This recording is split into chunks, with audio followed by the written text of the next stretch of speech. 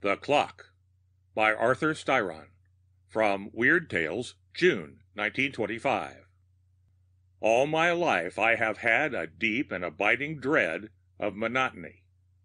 The unvarying and wearisome sameness of life irks me and fills me with depression.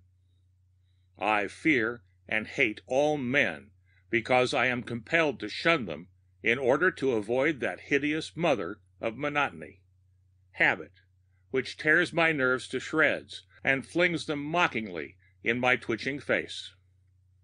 Regularity of any sort fills me with resentment and impotent rage against the scheme of things. The steady patter of raindrops drives me, hysterical and gibbering, to bury my face among the pillows, under a mattress, any place where the steady drip drop is not audible. The sound of drum beats fills me with such uncontrolled rage and fury that I shriek aloud in my distress and hurl stones or any missile available at the miscreant who dared to provoke me. I cannot, I dare not, I will not endure drab uniformity. My imaginative and excitable temperament demands variety. Since I am thus constituted, is it any wonder that clocks fill me with hatred and terror? Those prosaic engineers of space, with their dreadful, unfailing cadence, their ceaseless vigil over man's allotted time, their steady and untiring tick-tack toward eternity. They terrify me, poison me, madden me, those hideous reminders of inexorable time, the faithful ally of unrelenting and unyielding death. I lived alone with an old woman who had taken me, when I was a child, from a foundlings' home. Her I loved in a way, for she was kind and very old and feeble. Yet she always insisted upon regularity, eating, sleeping, and working at set times. And when I undertook to vary my life from day to day, such as retiring at noon and rising for breakfast at midnight, in order that I might thus break the monotony of my existence, I met with such determined opposition from the old woman that her, too, I began to fear and hate. The house in which we lived was an old, rambling country place of splendid and pretentious proportions, though with an air of pervading gloom and loneliness. The furnishings were mostly heirlooms and antiques of great beauty and value, of which the old woman was very proud. Among the chattels were two ancient and costly clocks, of rare and unusual design and workmanship. They stood side by side in the great hall, tall, grim, and spectral, regulating the household by their minute divisions of space. At least one of them did so. The other had not run for many, many years. The old woman had frequently related to me how that one had stopped at 1/4 midnight, the very minute, aye, the very second, her husband had died. Stopped of its own accord, so she said, or by the hand of some unseen guest. With her own hands she cared for and cleaned and polished the two clocks. Every night, with unvarying regularity, she wound the living clock, which, she told me with the utmost confidence, would stop at the moment of her death, just as the other one had stopped when her husband died. Is it any wonder, then, that I feared these damnable machines almost as much as I hated them?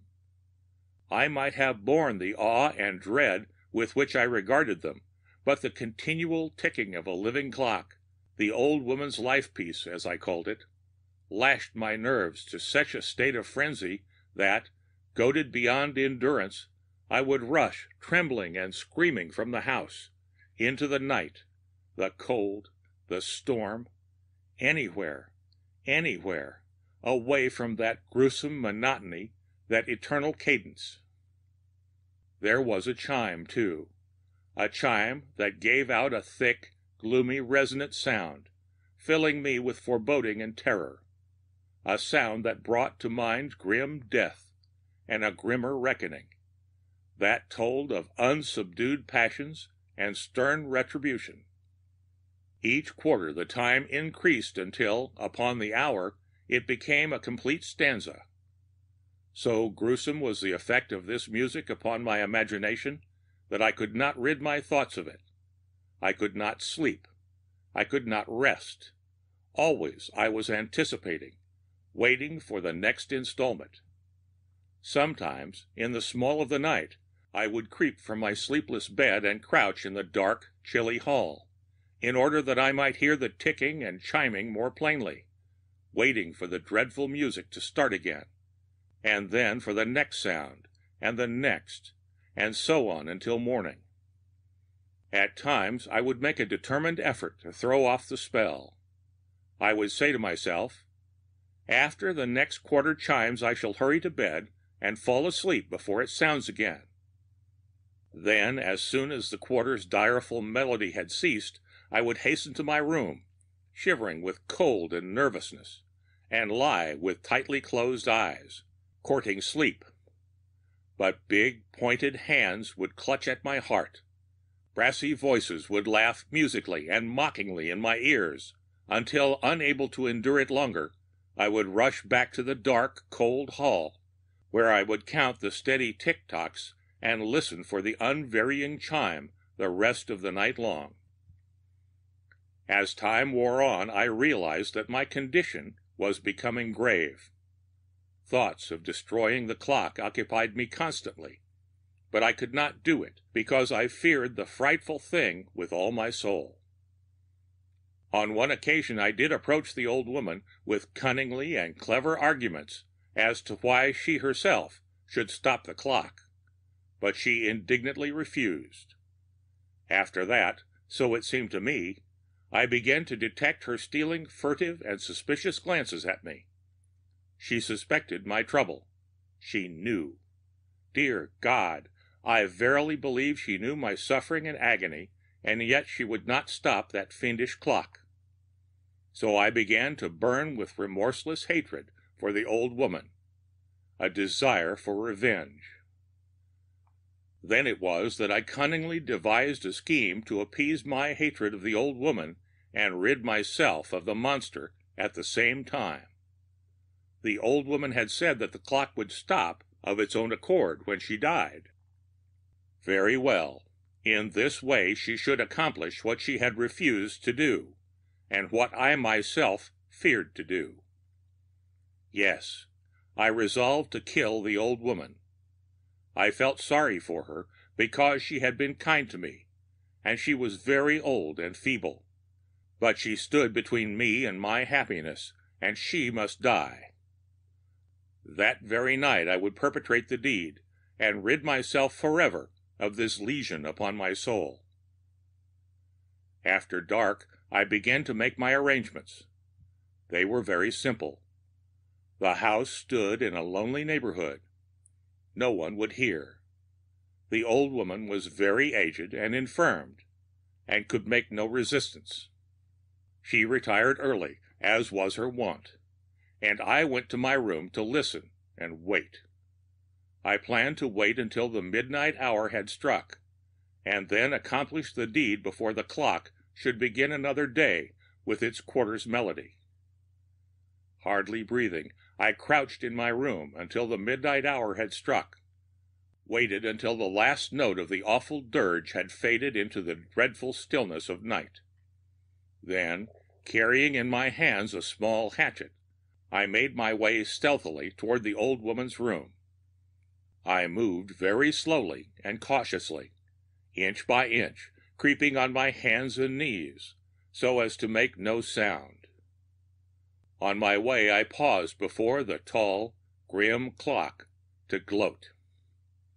"Monster!" I gibbered in a high, thin voice, for I did not wish the old woman to hear and become alarmed. "Fiend! Damned soul! Never again will you raise your hellish voice. Never again shall I tremble and shake with terror at your taunting melody. Never again, for soon You will be forever stilled."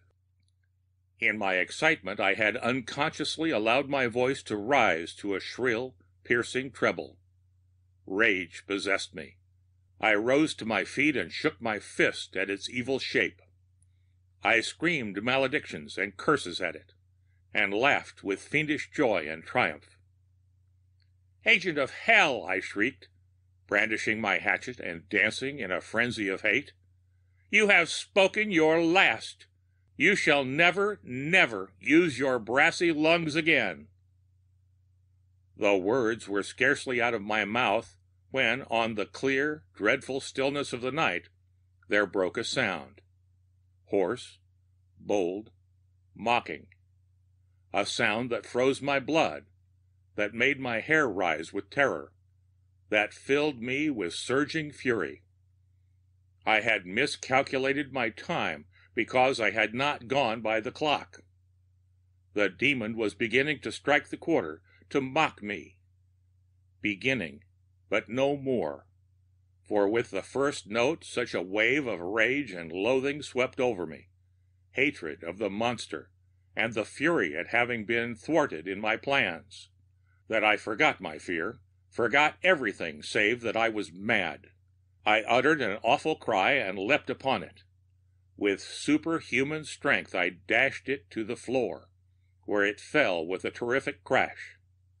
Shrieking invectives, I tore into its vitals with my bare hands, destroying, mangling. "Devil!"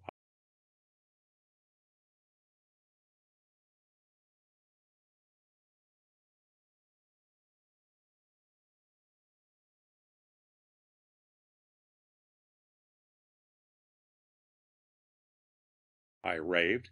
"You shall not speak! You shall not! You shall not!" In a few minutes it was a complete wreck. It lay on the floor, bruised, broken, seeming, in my excited imagination, like a murdered thing. Laughing loudly and shrilly and clutching in my wounded, blood-stained hands the remnants of the mutilated machine, I rushed to the old woman's room. She lay quietly on the bed, gazing at me with horror-dilated eyes. "See!" I screamed, throwing the bloody remnants upon the floor. "See, old woman, there is your clock! Now it will hardly stop when you die! Ha! ha!"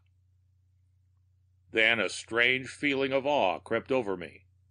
I ceased raving and looked intently at the old woman.